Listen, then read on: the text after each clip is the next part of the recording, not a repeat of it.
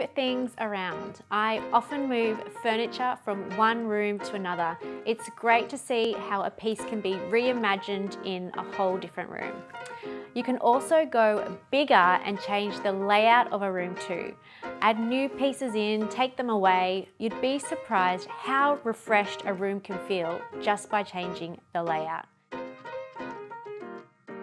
Hi, I'm Style Director Kerry-Ann Jones and welcome to my YouTube channel where I chat all things home, style and design.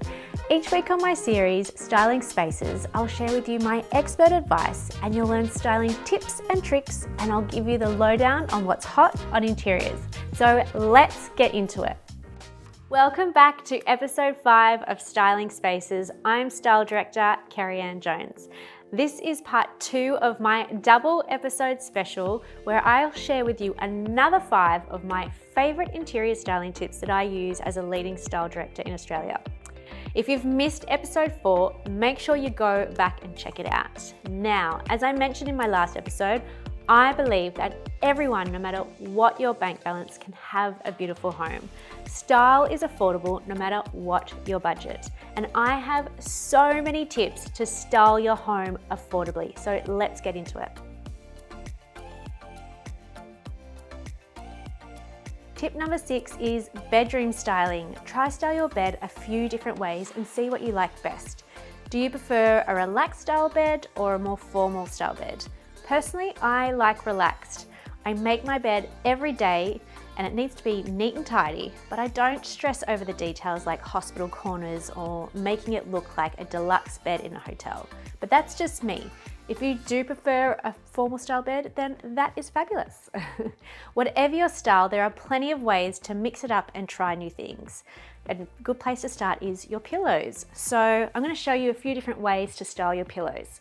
So first up, we've got both of them stacked on top of each other. White ones on top, the natural on the bottom.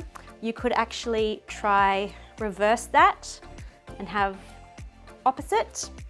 You can also do one in front of the other. So you could do this where it's mixed like that, or we could have them both the same in front. Another idea is actually to have Euro cushions behind as well. So you could use those stacked behind. I think that's probably more suited to a more formal style bed. And then another idea is to have some cushions in the front. Now personally, I just like to keep it simple and just use one. So I would use just one here. That just works for me, nice and simple. But if you like to layer with a few more, then definitely go for that. So I've just used these pillows from my living room as an example. So you could mix it up or have them both the same. There you go. So there's a few different combinations there. So play around, have fun with it and see what works for you.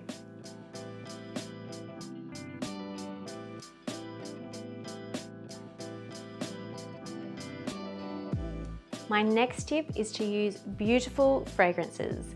Scents in the home can relax or energize us. They really add that extra sensory experience. They can also trigger happy memories and moments. You can add fragrance just simply by using flowers. I love freesias. They remind me of my childhood holidays, walking along a grassy riverbank that was full of freesias and it just smelt incredible. Every time I have them in my home, it just takes me back to that memory and just fills me with so much joy. So that's why I've used them on my bedside table. Or you could bring fragrance into your home with a candle, which I love to style with.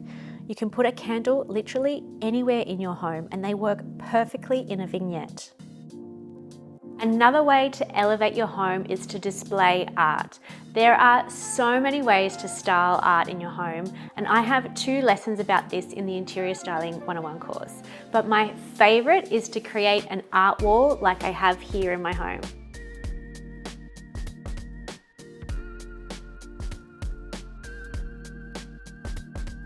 If you're not able to drill holes into your wall or you don't want that kind of commitment, then you could try leaning your art against a wall. Here, I've styled this artwork on our hallway table and I decided not to hang it up so I could change up the art easily with other options.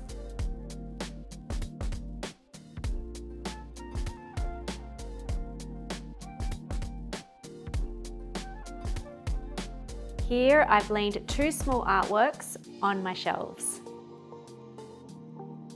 Move things around. I often move furniture from one room to another.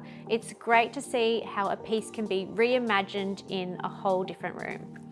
You can also go bigger and change the layout of a room too. Add new pieces in, take them away. You'd be surprised how refreshed a room can feel just by changing the layout. You can also do this with smaller items too, so try vases, bowls, objects in different places.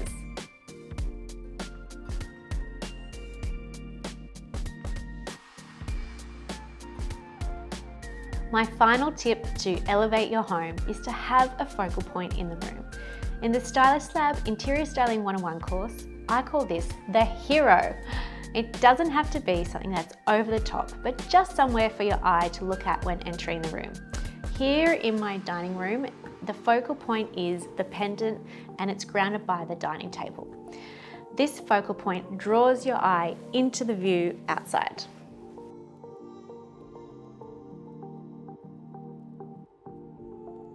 So let's recap on my tips. Number 6, try different ways to style your bed. Number 7, add fragrance by using fresh flowers, a candle, or a room spray. Number 8, add art on the walls or leaning on a surface. Number 9, move your furniture and objects around to different rooms in your home. And number 10, create a focal point in each room. If you have any questions, please write them in the comments below and I'll get back to you. If you've enjoyed these tips, then you might love my free interior styling guide. Just check below to sign up. And I also have an online styling course called the Stylist Lab Interior Styling 101, where I deep dive and show you how to create a beautiful home room by room and develop your personal interior style. The link is below in the descriptions where you can read more about it and enroll. And I would be so appreciative if you could give this episode a thumbs up and subscribe if you like what you saw here today. Thank you so much, and make sure you check out the previous episode, number 4, so you can see tips 1 to 5 if you haven't already. And I'll see you next time on Styling Spaces.